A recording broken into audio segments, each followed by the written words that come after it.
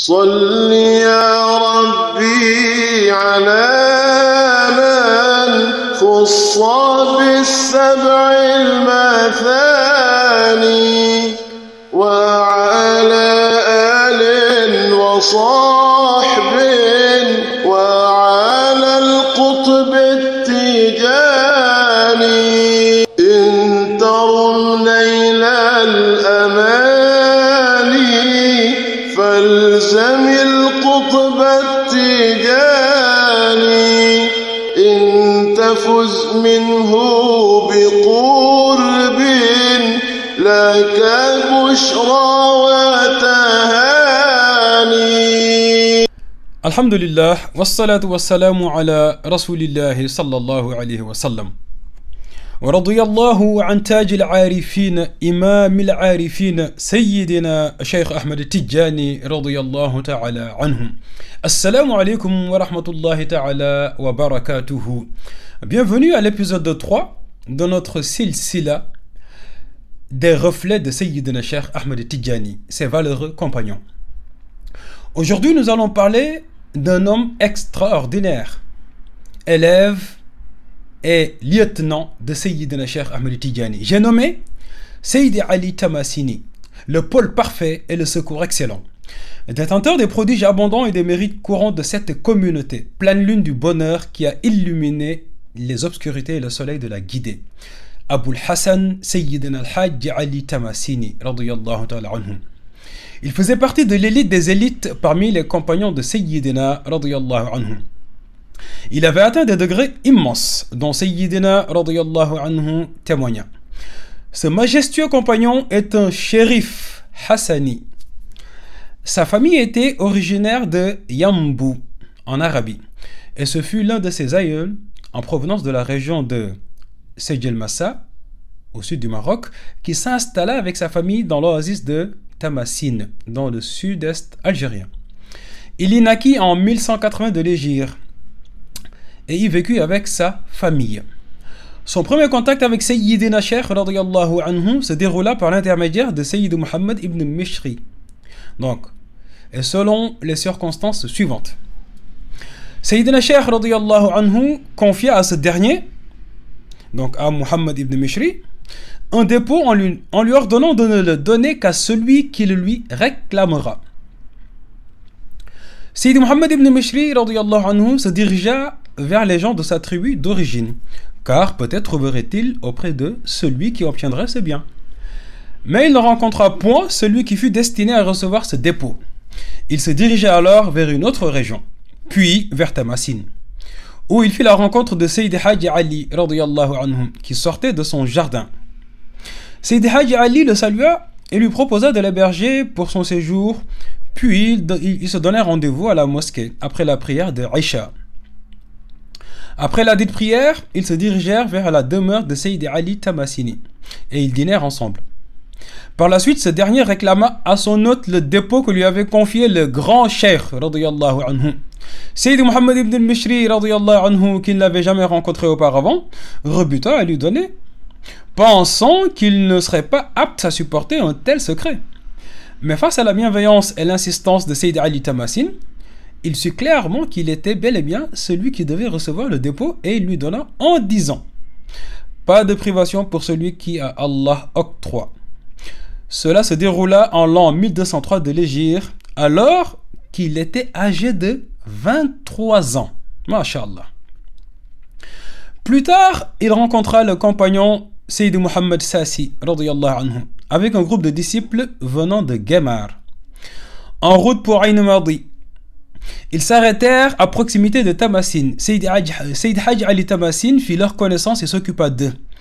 Il leur déclara aussi que l'année prochaine, Inch'Allah, il les accompagnerait à son tour lors de cette visite.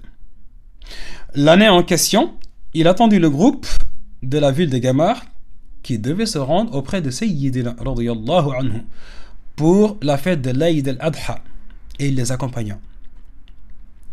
Lorsqu'ils arrivèrent auprès de Sayyidina radiyallahu anhu, Sayyidi Haji Ali Tamassine se colla à son épaule. Et Sayyidina radiyallahu anhu le recouvrit d'une partie de son vêtement et le fit asseoir à ses côtés. Ce fut en l'an 1204. L'amour pour Sayyidina, qu'Allah sanctifie son précieux secret, s'empara entièrement de Sayyid Haji Ali, radiyallahu anhu, au point qu'il se sentait incapable de retourner chez lui en laissant son maître. Et lorsque ses compagnons de voyage lui rappelèrent sa famille et ses enfants, il répondit: ils sont sous sa surveillance et il est au courant de leur situation. Il tint compagnie à Sayyidina, qu'Allah sanctifie son précieux secret, de longues années, ne se rendant à Tamasin que comme un invité à la période de la récolte des dattes. Ensuite, il retournait auprès de Sayyidina, radiyallahu anhu, et ainsi jusqu'au moment où il atteint la station qu'Allah avait choisie pour lui. Puis Sayyidina, radiyallahu ta'ala anhu, lui ordonna de retourner à Tamasin en lui disant: lorsque tu retourneras en paix à Tamasin, affaire-toi à élargir ta maison et prépare-toi un endroit pour la prière et le dhikr. Consacre aussi des endroits pour ta réception des visiteurs et multiplie la construction de bâtiments. Car certes, tu vas atteindre un objectif jusqu'au point où les gens vont venir te visiter de toutes les contrées. Et ne crains point du détenteur du trône qu'il ne restreigne. Cherche l'aide d'Allah en cela. Sayyidina radiyallahu ta'ala anhu, quant à lui, s'exila avec sa famille jusqu'à Fès, en compagnie de Sayyid Ali Harazim Barrad radiyallahu anhu, en passant par le village de Figig. Depuis son installation à Fès, Sayyid Haji Ali Tamasin se rendit environ 14 fois auprès de lui. Lorsqu'il visitait Sayyidina radiyallahu anhu à Fès, celui-ci le faisait passer devant pour diriger la prière, et ce malgré la présence d'une grande quantité de savants et de méritants. Une fois pendant la prière, quelque chose le troubla et quelqu'un demanda à Sayyidina Cheikh radiyallahu ta'ala anhu si à cause de cela la prière était valide selon la loi, la charia. Et Sayyidina radiyallahu ta'ala anhu lui répondit: cet homme a le fath, l'ouverture spirituelle, et la prière derrière quelqu'un qui a le fath est acceptée. Cela est une attestation suffisante de Sayyidina radiyallahu anhu, qui met l'accent sur la grande valeur de notre personnage radiyallahu anhu. Une fois, le serviteur de Sayyidina radiyallahu anhu, Sayyid Tayyib ibn Muhammad al-Safiani, qui s'occupait des dépenses de la maison et des besoins, fut interrogé au sujet d'une de ses servantes qui était malade. Il lui demanda: lui avez-vous acheté un médicament? Il lui répondit: nous lui avons acheté quelques médicaments, mais ils n'ont eu aucun effet sur elle. Mais peut-être que ce serait mieux de lui faire la ruqya, donc une prière, une invocation. Sayyidina radiyallahu anhu dit alors: qui pourrait lui faire ça? Et il ajoute: je ne vois pour cela que Sayyidi Haji Ali Tamasin, s'il est présent.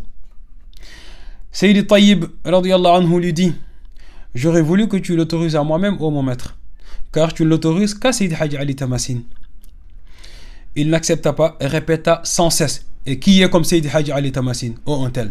Qui est comme Sayyid Haji Ali Tamasin? Et il le blâma en le répétant sans arrêt jusqu'à ce qu'il eût préféré ne jamais l'avoir dit.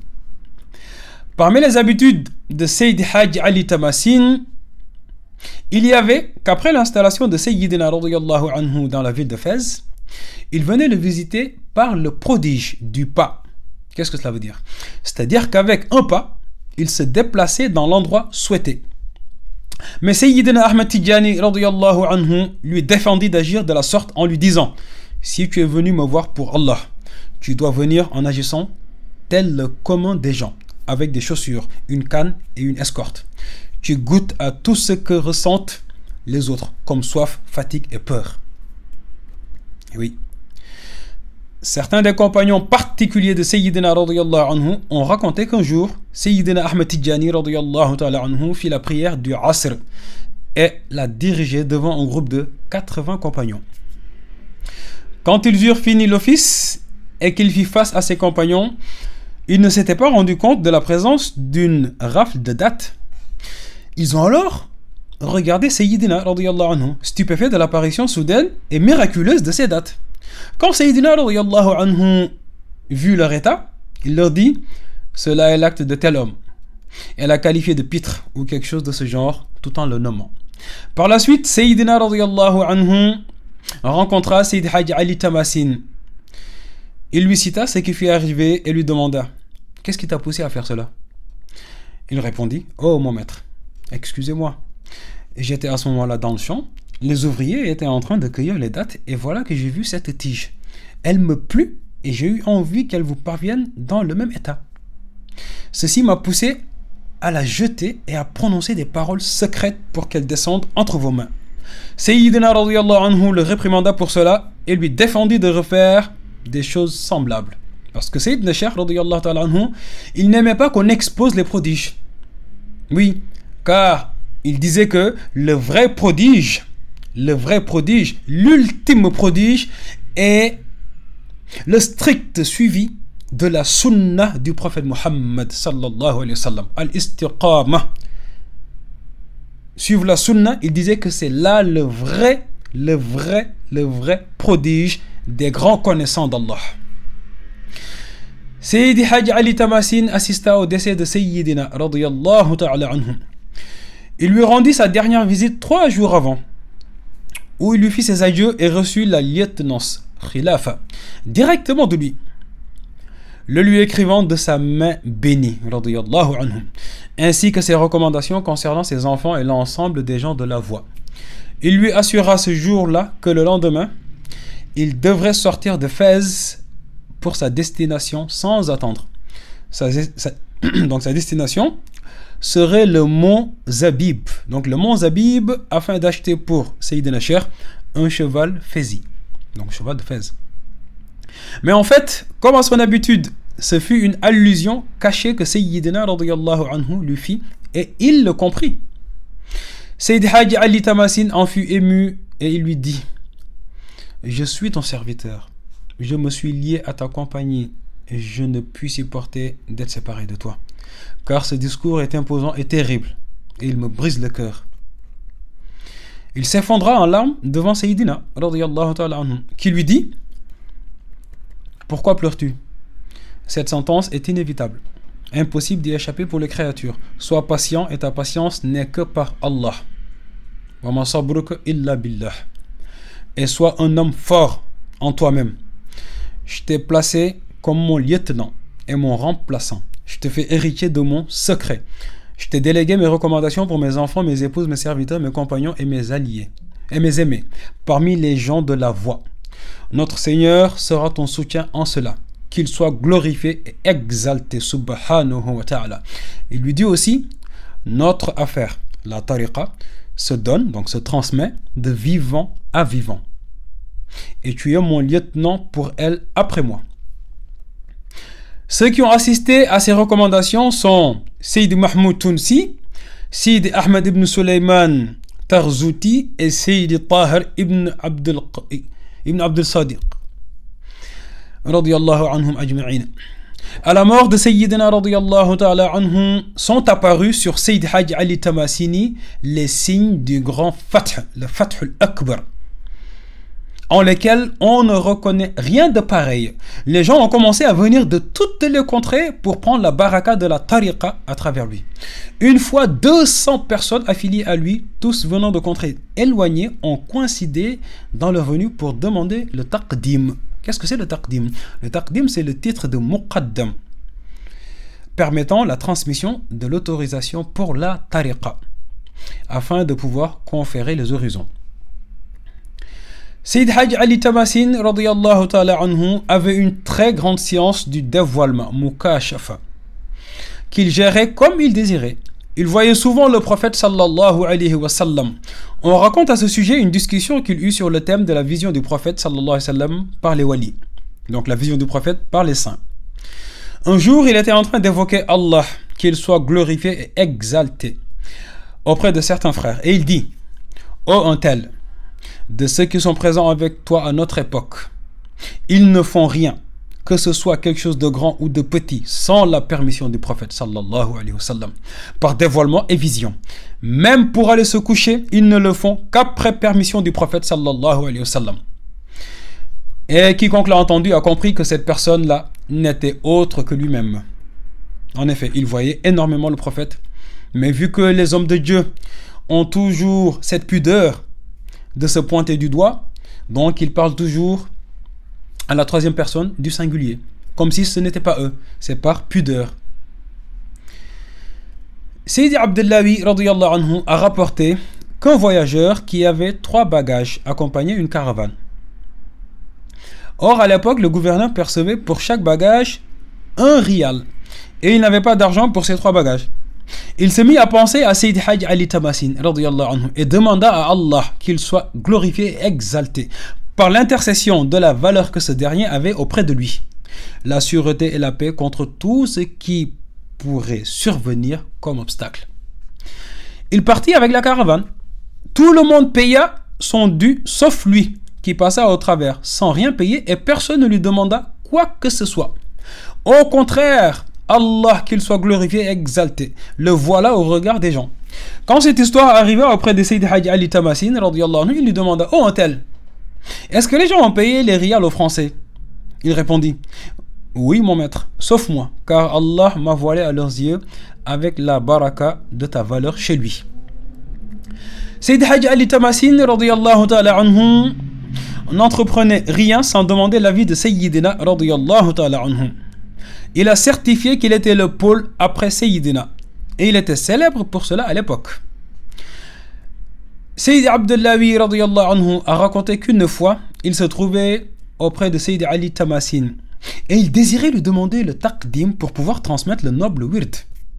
L'intention lui traversa l'esprit, uniquement l'intention. Et il raconte: dès l'instant où cette intention passa dans mon esprit, Sayyid Ali Tamasin se retourna vers moi et me dit: tu es autorisé à donner la tariqa à toute personne qui la demande. J'ai remercié Allah pour cette grâce immense et ainsi il dévoilait ce qui était caché. Radiyallahu ta'ala anhu. Donc ceci est un aperçu de la vie de Sayyid Ali Tamasin radiyallahu ta'ala anhu, l'un des particuliers parmi les élites, chez les élites de Sayyidina Cheikh Ahmed Tidjani.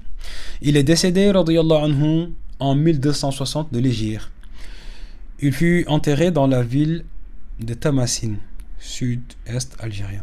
Et sa tombe ne cesse d'être irriguée de miséricorde à tout instant. Ceci est la vie et le destin de Sayyid Ali Tamasini radiyallahu ta'ala anhu. أقول قولي هذا وأستغفر الله لي ولكم. السلام عليكم ورحمة